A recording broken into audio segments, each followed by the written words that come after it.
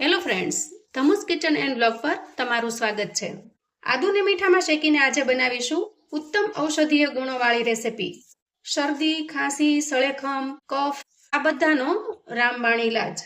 આદુના ભરપૂર ઔષધીય ગુણો વિશે બધા જાણે જ છે, પણ તેના યોગ્ય ઉપયોગ વિશે ખ્યાલ નથી હોતો। આજે ખૂબ જ ઉપયોગી રેસીપી બનાવી તમારી સાથે શેર કરું છું। તો ચાલો બનાવવાનું શરૂ કરીએ। સૌથી પહેલા ગેસ ઉપર આપણે કઢાઈ મૂકીશું અને 1 વાટકી જેટલું મીઠું છે એને આપણે કઢાઈમાં નાખી દઈશું। તો અહીં આપણે રૂટીનમાં જે મીઠું વાપરીએ છીએ રસોઈ કરવા માટે એ જ મીઠાનો ઉપયોગ કરવાનો છે। હવે આપણે આ મીઠાને સારી રીતે શેકી લેવાનું છે, એટલે કે એના અંદરનો જે ભેજ છે એ દૂર થઈ જાય ત્યાં સુધી આપણે એને ગરમ કરી લેવાનું છે।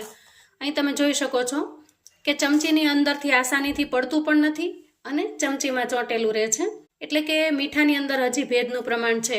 અહીંયા થોડી વાર એક ડીશને હું ઢાંકી દઉં છું, જેથી કરીને મીઠું ખૂબ સારી રીતે ગરમ થઈ જાય, કેમ કે આપણે ખૂબ સારી રીતે ગરમ કર્યા પછી જ આગળની પ્રોસેસ કરીશું। તો 2 થી 3 મિનિટ ગરમ થયા પછી મીઠું એકદમ સરસ ભેજ વગરનું થઈ ગયું છે। હવે અહીંયા મેં 100 ગ્રામ જેટલું આદુ લીધું છે। આદુને આપણે મીઠાની અંદર નાખીશું અને આ ગરમ મીઠાની અંદર આદુને આપણે સારી રીતે શેકી લેવાનું છે। તો આ રીતે મીઠાની અંદર શેકવાથી આદુની અંદરની જે તીખાશ છે, જે ખૂબ તીખું લાગે છે, એ ઓછું થઈ જાય છે। શરદી, ઉધરસ, ખાંસી, સળેખમ આ બધાની અંદર આદુનું સેવન કરવાથી આપણને ઝડપથી રાહત મળે છે। તો આ રીતે આપણે મીડિયમ ફ્લેમ પર ગેસને રાખીશું અને આદુને આપણે 7 થી 8 મિનિટ સુધી આવી રીતે શેકી લેશું। તો આદુ છે એ જ્યાં સુધી થોડું સંકોચાય નહીં ત્યાં સુધી આપણે એને શેકવાનું છે। આદુના કટકા નાના હોય તો ઠીક છે, પણ જો આવા મોટા કટકા હોય તો એને આવી રીતે થોડી વાર મીઠાની અંદર દબાવી દેવાના અને થોડું મીઠું છે એના ઉપર આવી રીતે ચડાવી દેવાનું, જેથી કરીને સારી રીતે શેકાઈ જાય। તો આ રીતે આપણે 7 થી 8 મિનિટ સુધી આદુને મીઠામાં શેકી લેશું। જો આદુ છે એના પર થોડી અમથી કરચલી પડી ગઈ છે, તો બસ આ સ્ટેજે જ્યારે આદુ પહોંચે ત્યારે આપણે ગેસની ફ્લેમને બંધ કરીશું। ગેસની ફ્લેમને બંધ કર્યા પછી પણ આ ગરમ મીઠાની અંદર મેં 1 મિનિટ જેવા આદુના કટકાને શેકી લીધા છે। તો હવે શેકાયેલા આદુને આપણે બહાર કાઢી લઈએ। આ રીતે બધું જ મીઠું છે એને આપણે કાઢી લેશું અને આ મીઠાનો ઉપયોગ તમે કોઈ પણ વસ્તુને બેકિંગ કરવામાં કરી શકો છો। આને તમે જ્યારે ઠરી જાય ત્યારે સાચવીને કોઈ ડબ્બીમાં ભરીને રાખી મૂકો। નાનખટાઈ, કેક આવું કશું બનાવવું હોય અને બેકિંગ કરવું હોય તો તમે આ મીઠાનો ફરીથી ઉપયોગ કરી શકો છો। તો અહીંયા જો આદુના ટુકડા ઠરી ગયા છે અને એના ઉપર જો આ રીતે મીઠું ચોંટ્યું હોય તો આપણે એને ચાકુની મદદથી કાઢી લેશું અને એકદમ ચોખ્ખા કરી લેશું। હવે ઠરી ગયેલા આદુના ટુકડા ઉપરથી આપણે છાલ કાઢી લેવાની છે। અહીંયા તમે જો ચાકુની મદદથી પણ કાઢી શકો છો અથવા તો હાથની મદદથી પણ કાઢી શકો છો, આરામથી નીકળી જશે, કેમ કે આદુ સરસ શેકાઈ ગયું છે। તો આ રીતે બધા જ ટુકડા ઉપરથી આપણે છાલને કાઢી લેશું અને હવે આપણે એમાંથી નાના નાના પીસ કરી લેશું, જેથી કરીને આપણને આગળ મુશ્કેલી ન પડે। તો આ રીતે નાના નાના પીસ કરી લેવાથી શું થશે, આપણે જ્યારે ગ્રાઇન્ડ કરીશું ને ત્યારે એકદમ સરસ ગ્રાઇન્ડ થઈ જશે। મોટા ટુકડા હશે તો એને ગ્રાઇન્ડ કરવામાં થોડી તકલીફ પડે છે।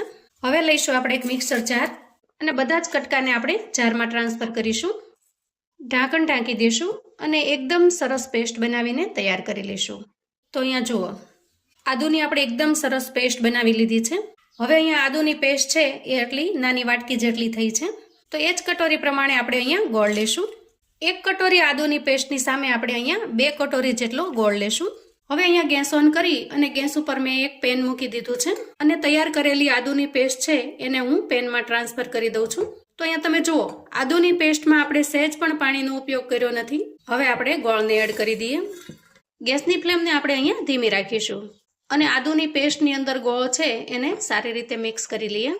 ધીરે ધીરે જુઓ ગોળ મેલ્ટ થઈ રહ્યો છે। તો અહીંયા તમે આદુને શેક્યા વગર પણ બનાવી શકો છો, તો તમારે ગોળનું પ્રમાણ 1.5 ગણું રાખવું પડે।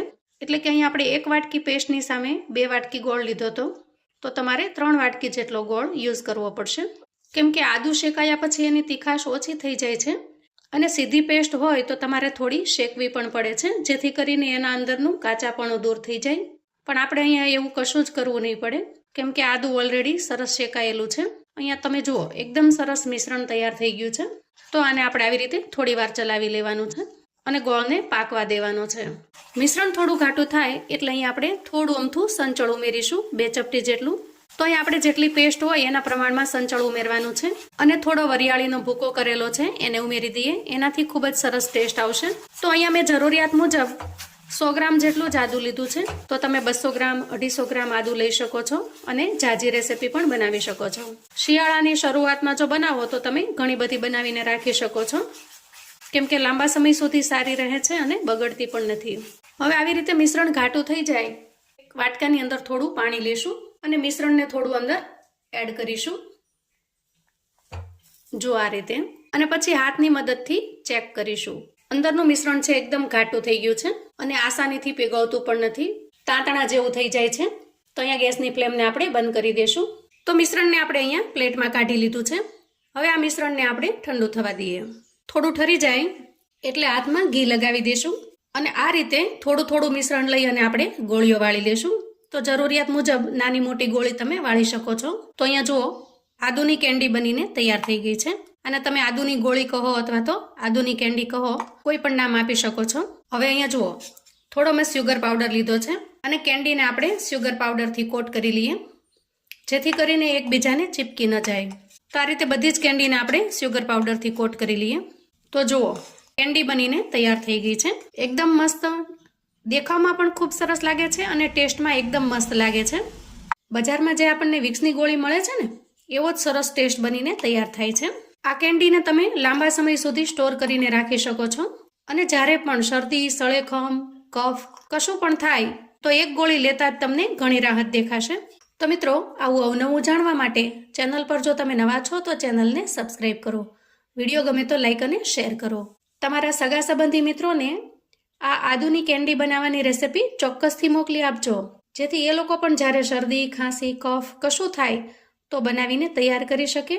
મને કોમેન્ટમાં ચોક્કસથી જણાવજો મિત્રો કે આજની રેસીપી તમને કેવી લાગી છે. ફરી મળીએ એક નવી રેસીપી સાથે.